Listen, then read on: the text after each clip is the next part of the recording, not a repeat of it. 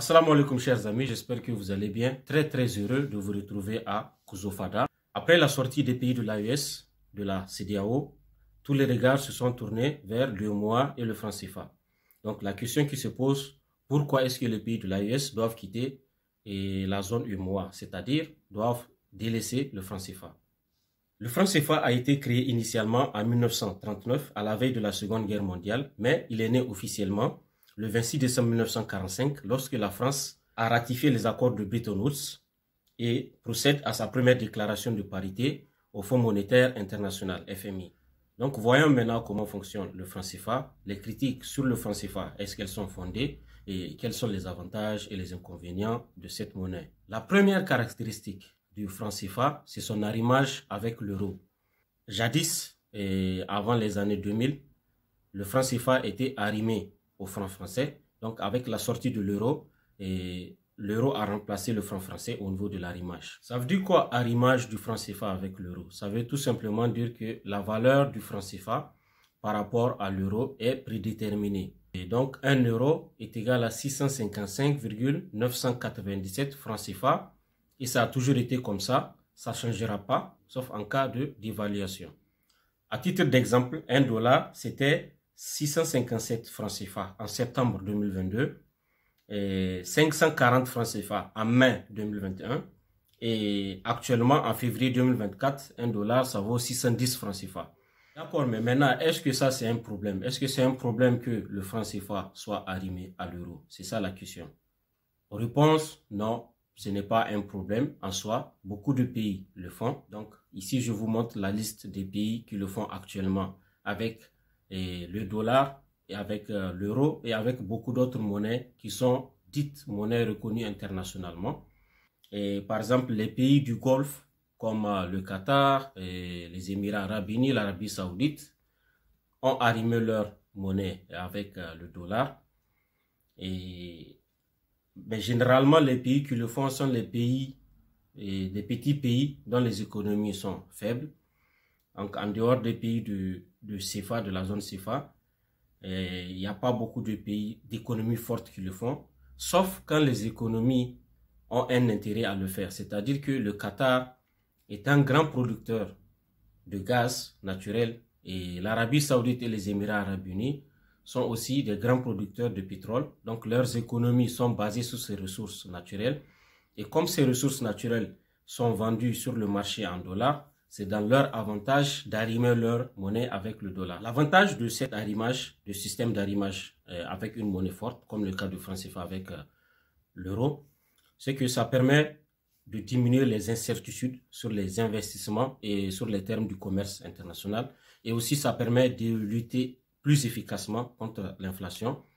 Cependant, l'inconvénient majeur de ce système, c'est que ça limite l'accès au capital et aux liquidités sur les marchés locaux, car la Banque centrale a besoin d'assez de réserves constamment pour maintenir ce système de parité entre le franc CFA et l'euro. Globalement, à ce niveau, ce système n'a pas vraiment beaucoup de problèmes parce que beaucoup de pays le font et ils s'en sortent bien. Et pour une question aussi de stabilité, je pense que les experts, ce que je crois moi, les experts de l'AES ne vont pas beaucoup changer. Peut-être qu'ils vont commencer avec un système de parité avec soit l'euro ou bien avec un panier de devises, plus le dollar et la monnaie chinoise par exemple. Mais globalement, ils vont peut-être commencer avec ce système dans un premier temps pour une question de stabilité. Et peut-être dans le long terme, le système peut évoluer. La deuxième caractéristique du franc CFA, c'est bien sûr les très controversés comptes d'opération.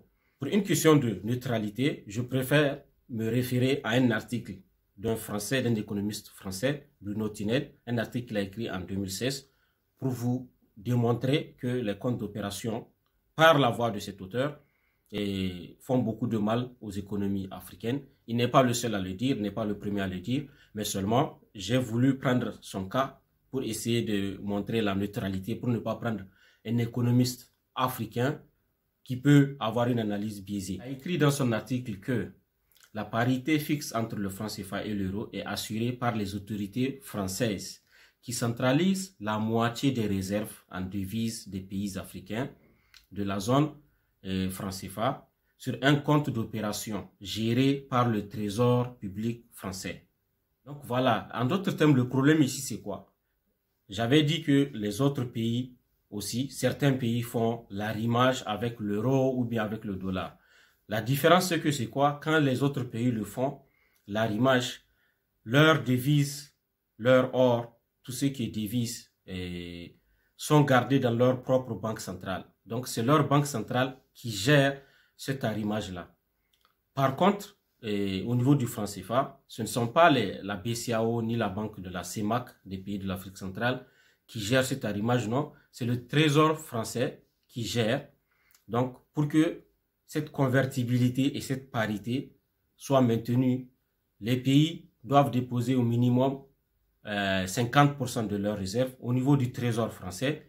Et en contrepartie, il y a une garantie de convertibilité entre le franc CFA et l'euro. Et aussi, la parité est maintenue constante entre le franc CFA et l'euro. La question que vous et moi nous posons, est-ce que la BCAO, par exemple, est-elle incapable elle-même de maintenir la parité entre le franc CFA et l'euro? Ça, c'est une question légitime à se poser. Donc, sans rentrer dans trop de détails techniques au risque de vous perdre, sachez que la réponse est tout simple, c'est parce que le franc CFA, ce n'est pas une monnaie qui appartient aux Africains. Aucun pays utilisant le franc CFA ne peut se vanter d'avoir sa propre monnaie. Le franc CFA, c'est une monnaie qui appartient à la France. Ça, c'est pas moi qui le dis. La monnaie appartient à la France. Comme l'avait dit le président Macron, celui qui n'est pas content, il peut quitter. Donc, ça montre bien que la monnaie n'appartient pas au pays qui l'utilise.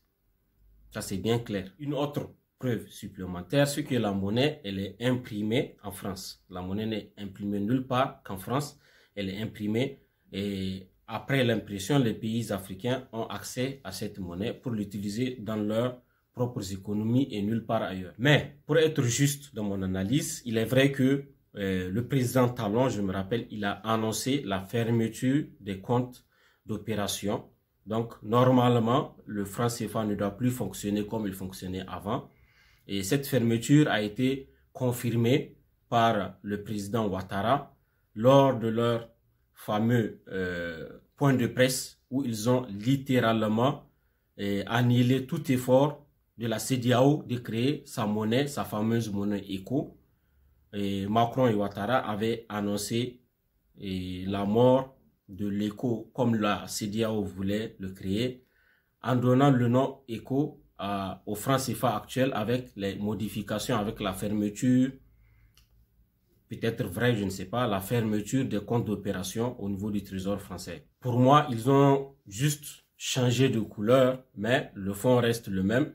Le franc CFA appartient toujours à la France, malgré la fermeture des comptes d'opération. Même si cela est vrai, le franc CFA demeure une monnaie qui n'appartient pas au pays qui l'utilise. Plus qu'un outil de développement, la monnaie est une question de souveraineté. Qui contrôle la monnaie contrôle tout le reste. Et ce n'est pas moi qui le dis, c'est Mayer Amschel Rothschild, membre de la plus grande dynastie de banquiers dans le monde. Il aurait dit « Give me control of a nation's money supply and I care not who makes its laws ». Autrement dit, donnez-moi le contrôle sur la monnaie d'une nation et je n'aurai pas à me soucier de ceux qui font la loi. Cette citation est attribuée à Rothschild. Je ne sais pas si c'est vrai ou pas. Certains disent que ça vient de lui ou pas. Le plus important, c'est que la citation est vraie. Elle est tellement vraie. En dehors de cela, est-ce que le franc CFA a un autre problème? Je ne dirais pas maintenant à ce niveau que c'est le franc CFA, mais l'objectif de la Banque centrale, de la BCAO par exemple, l'objectif que se fixe la BCAO est un peu contradictoire par rapport aux besoins des économies. Qu'est-ce que je veux dire par là?